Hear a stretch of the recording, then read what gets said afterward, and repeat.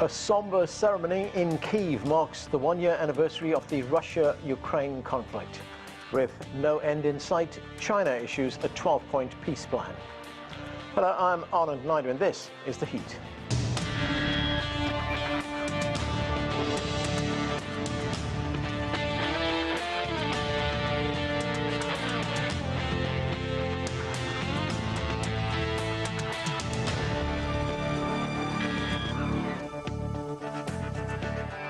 Commemorations were held around the world to mark the one-year anniversary of the Russia-Ukraine conflict.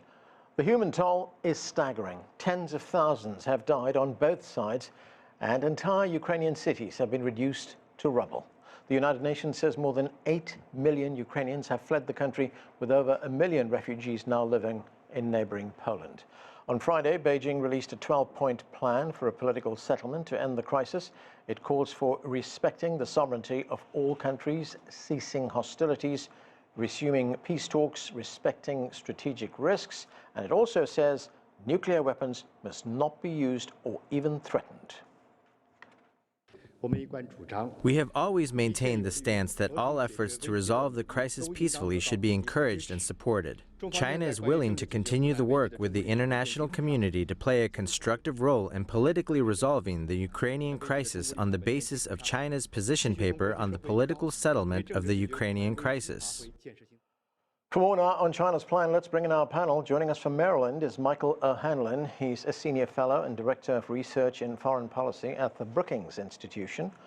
Also with us, Viktor Ulovich is the lead expert at the Center for Actual Politics, a Moscow-based think tank. From Kyiv, Alexei Rabchin is an advisor to the Deputy Prime Minister for European and Euro-Atlantic Integration of Ukraine. And Ina Tangen is a senior fellow at the Tahir Institute and chairman of Asia Narratives in Beijing. Thank you, everyone, for being with us. Ina Tangen, the Chinese Foreign Ministry has released that 12-point plan on a political settlement of the Ukraine conflict. The plan is really underpinned by its first point, which says respect for the sovereignty of all countries. It reads in part, universally recognized international law, including the purposes and principles of the United Nations Charter, must be strictly observed.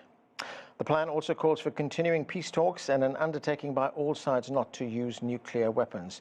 China, of course, now will have to convince both Russia and Ukraine on the viability of the plan to bring peace. Russia has already welcomed the plan, with some caveats. In fact, the Russian Foreign Ministry spokesperson said that all sides have to recognize what she called the new territorial realities on the ground. How much of a challenge is it going to be for China to sell this plan?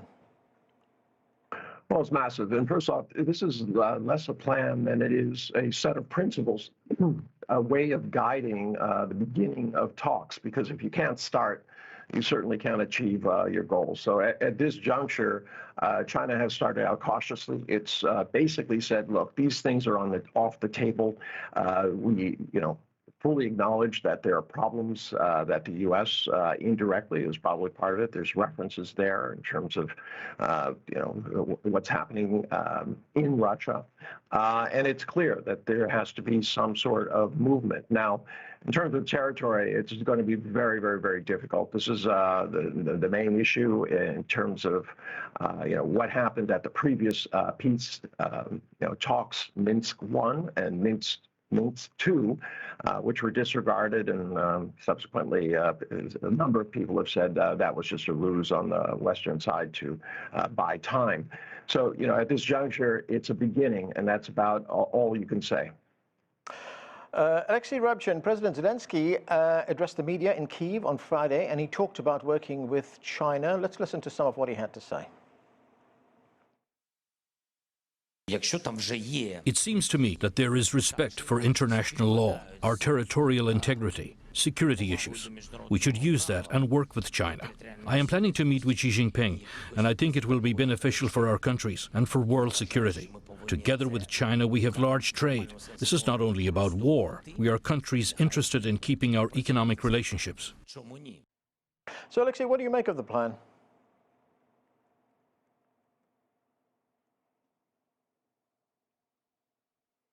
Alexei, he can't hear us. Let me move on to Viktor Olevich. Viktor, China's most senior diplomat, Wang Yi, he was in Moscow. He held talks with senior leaders in the Russian capital, including President Putin. What is the Kremlin's view? I mean, do they think this is a workable plan? They said they welcomed it. They introduced these caveats, but where do you think it's going to go? Well, it's quite obvious that China, as a great power, could not ignore or live without its presence, so to say, its political presence, the conflict between Russia and Ukraine. The Chinese leadership realized that it had to provide its own principles on resolving this conflict. A number of countries, such as Brazil, Turkey, and others, have been attempting to mediate between Russia and Ukraine. And so far, those attempts have only produced partial results on local topics, such as prisoner of war exchanges, the grain deal that Turkey had mediated, and other points. But China's attempt to mediate, or at least to provide principles for such mediation, is much more global, as it seeks to talk about a final or at least a temporary resolution to the military conflict itself.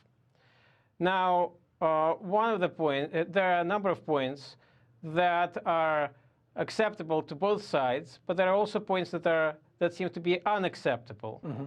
So a part of the plan talks about involves going straight to negotiations, and that is something that is being rejected and has been rejected by the Ukrainian side for months. In fact, the Ukrainian President Zelensky had publicly signed a decree that prohibits him or any other member of the Ukrainian government from holding negotiations with members of the Russian government.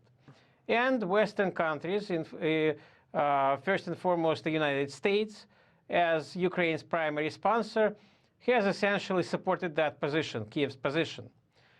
In fact, in the very beginning of this conflict, in late February, early March of last year, there were talks between Russia, direct talks between Russia and Ukraine, first held in Belarus and then in Turkey. There were actually draft agreements that were drafted, never signed, of course, but there were draft agreements that were being shared at those talks. However, at some point, the United States signaled to Kyiv to interrupt, essentially to get out of that negotiating process. And at that point, the negotiations fell apart. And since then, we have not seen any serious interest from Kyiv or from the United States in comprehensive negotiations with Russia on ending this conflict. So at this point, Russia is interested in going straight to negotiations with Ukraine. And of course, Russia is also interested in negotiations with the United States. Right. And that is part of this Chinese plan that is being shared by Beijing. But as we have seen in the past 24 hours, the NATO position and the U.S. position towards their interpretation of this plan is filled with suspicion, at least, and some reticence.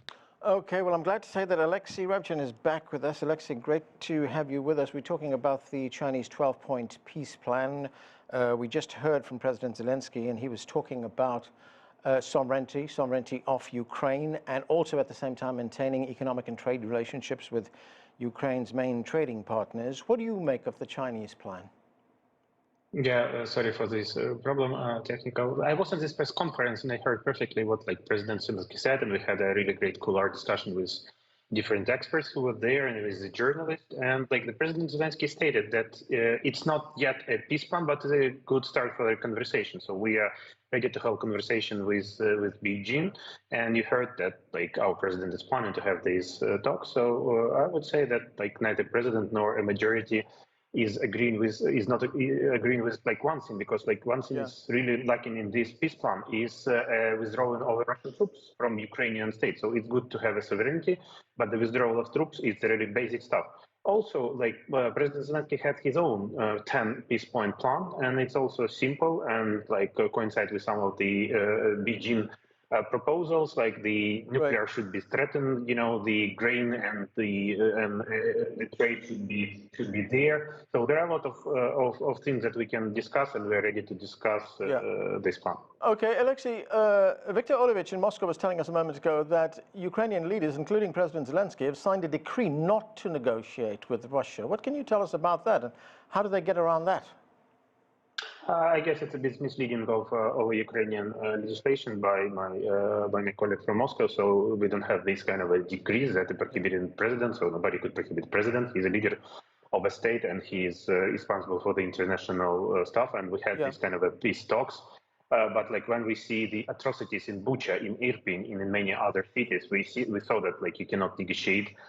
Like only on the basis of withdrawal of troops and not any kind of peace, because you cannot trust Russian, because like of what we saw, it's not trustable. So it's really hard to negotiate. But like we appreciate the intermediary, for example, talks with Turkey when they provided a grain deal, and it's still respected, but it was signed also with the United Nations. So you know, like we are ready to negotiate, but you know, withdraw the troops, and like we can negotiate a lot of stuff.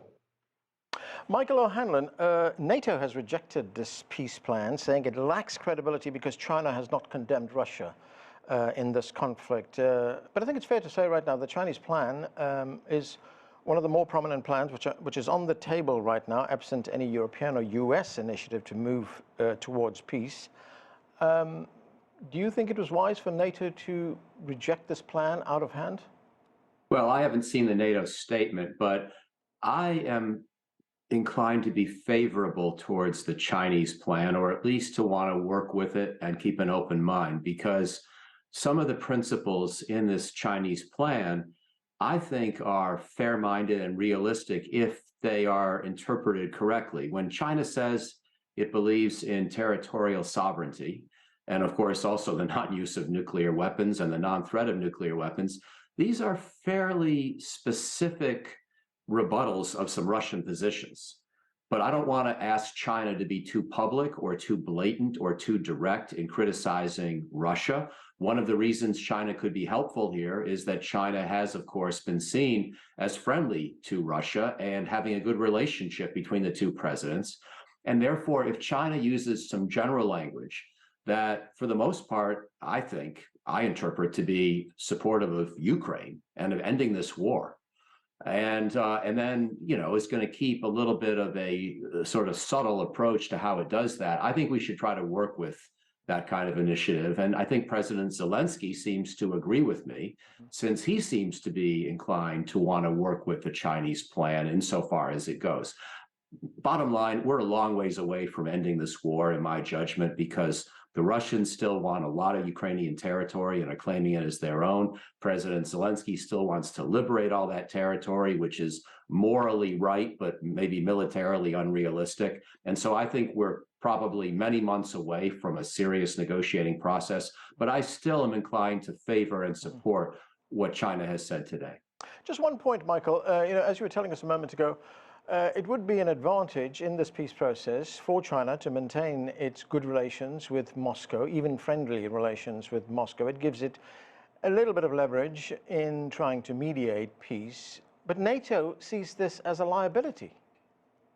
Yeah, you know, these are early hours after these statements, and I have not studied them in sufficient detail to want to pick sides in a debate.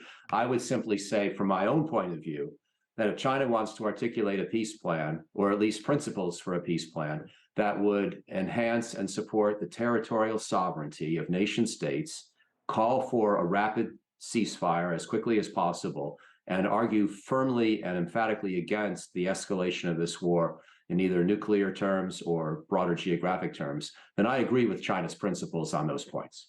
Alexei, just one point on this peace plan. You know, as we've heard, it was rejected by the NATO Secretary General Jens Stoltenberg. It was also rejected by the EU Commission President Ursula von der Leyen.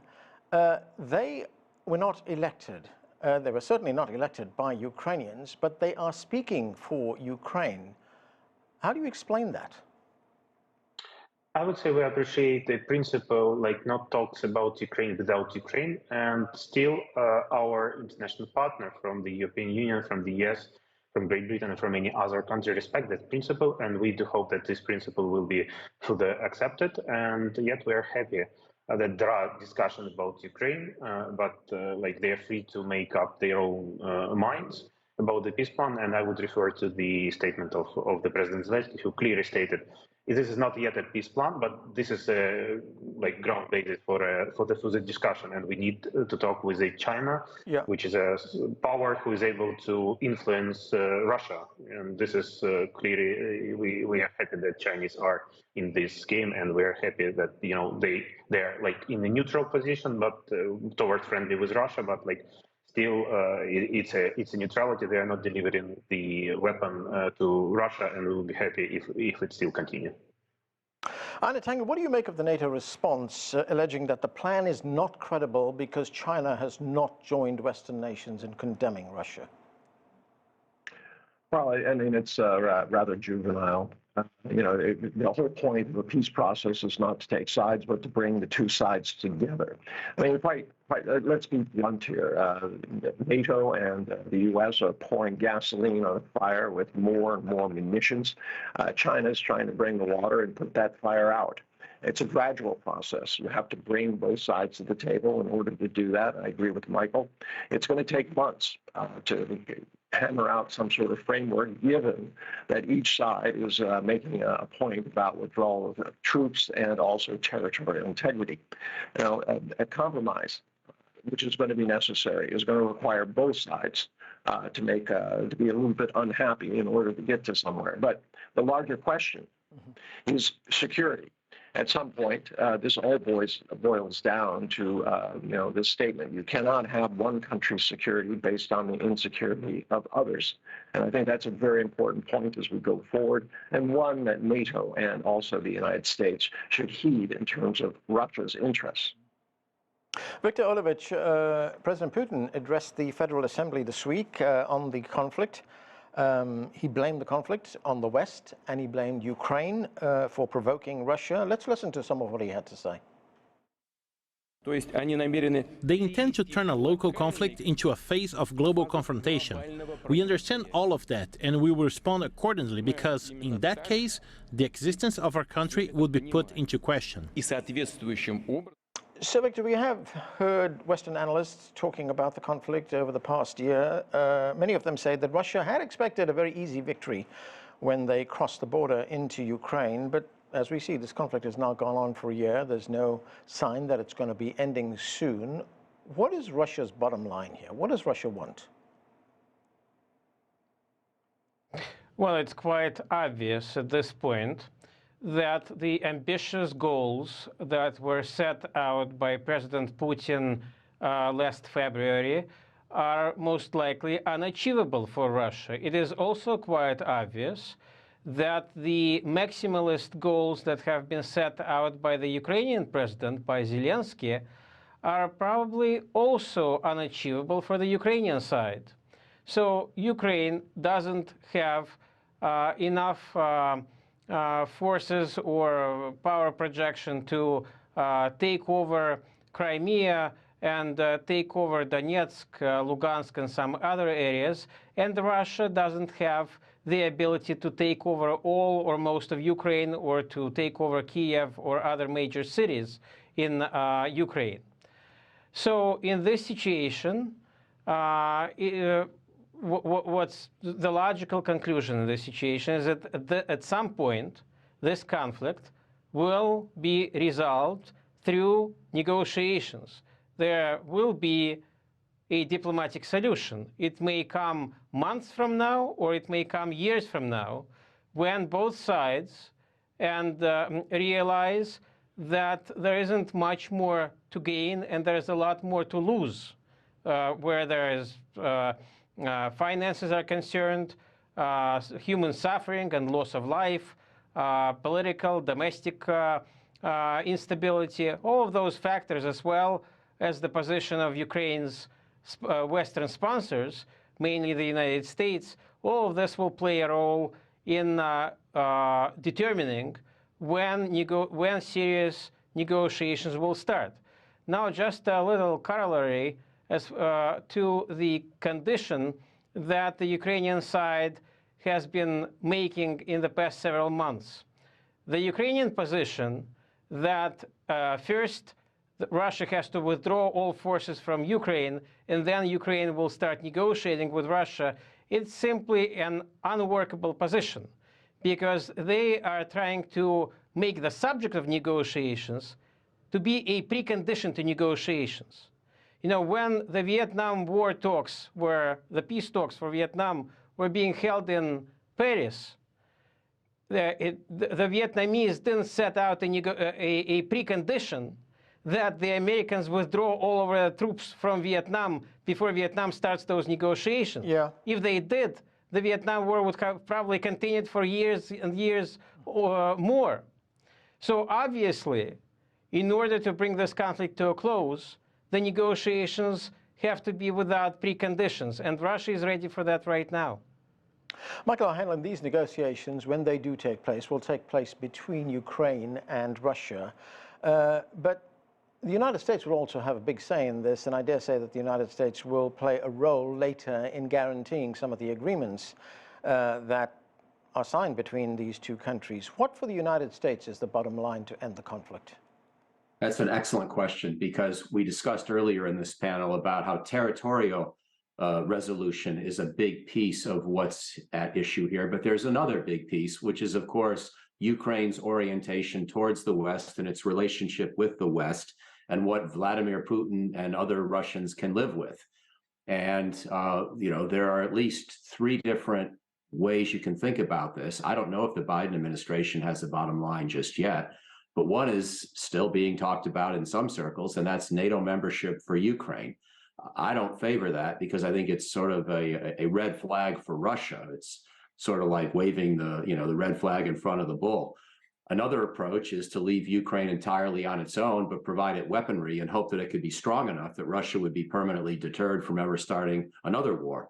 But then there's that intermediate zone, and that's what I'm interested in. Can we come up with some new security architectures that someday could include Russia, maybe after Vladimir Putin is gone from the scene, but in the short term can also help supervise, let's say, a training mission for the Ukrainian military that includes some Western forces, small numbers of Western forces on Ukrainian territory, essentially a tripwire, without giving a formal security guarantee like NATO, but a little bit more than just giving Ukraine weapons, and trying to create a structure for European security going forward that could someday aspire to include Russia as well, if Russia so desires, and if its approach to Ukraine has changed.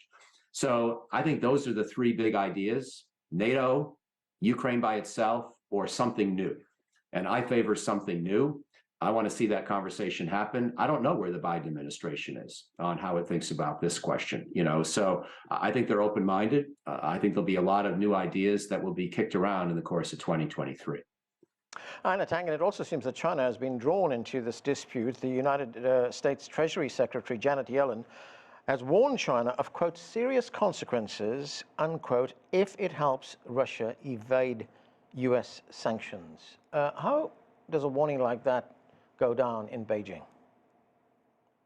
Well, as I said, it seems the United States, and I agree with Michael, it's all tactics, no strategy.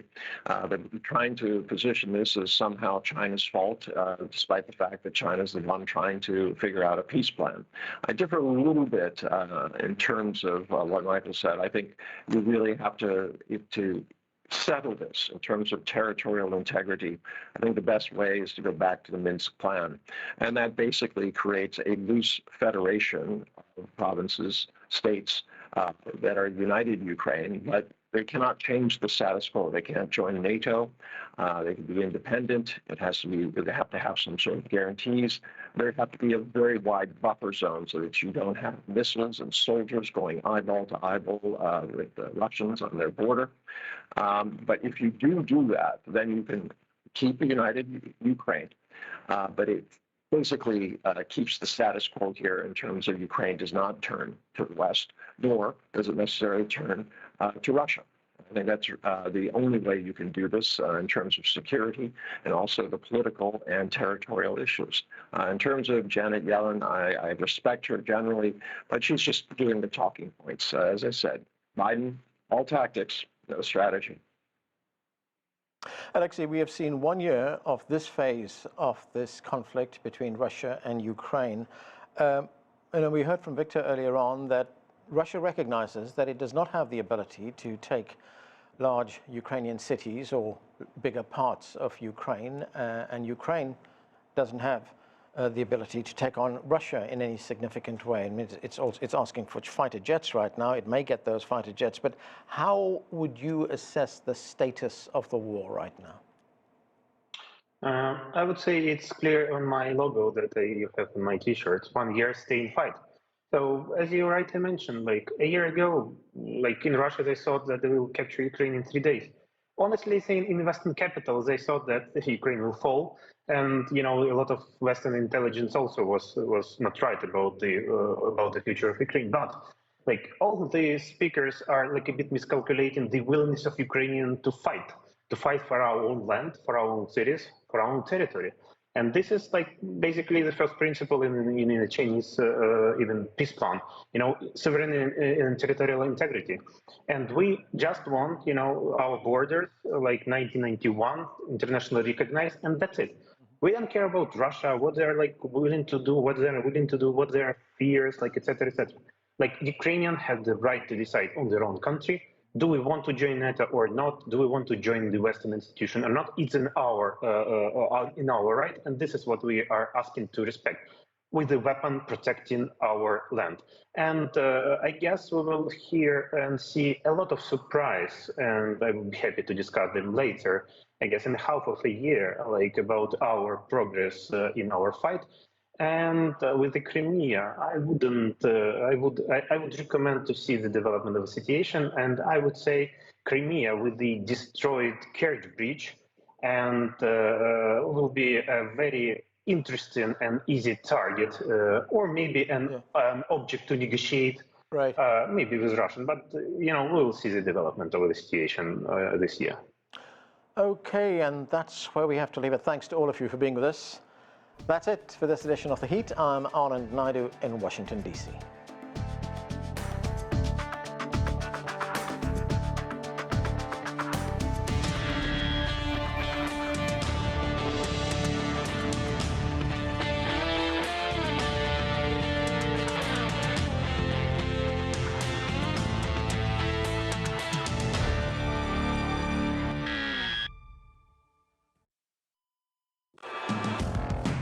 The nature of business is to bring value. Business activities in Europe, Asia, and the U.S. reach consumers globally. Trade, manufacturing, energy, high-tech, real estate, consumption. We give an expanded view on global business and how it covers, influences, or relates to the whole world. Global business, only on CGTN.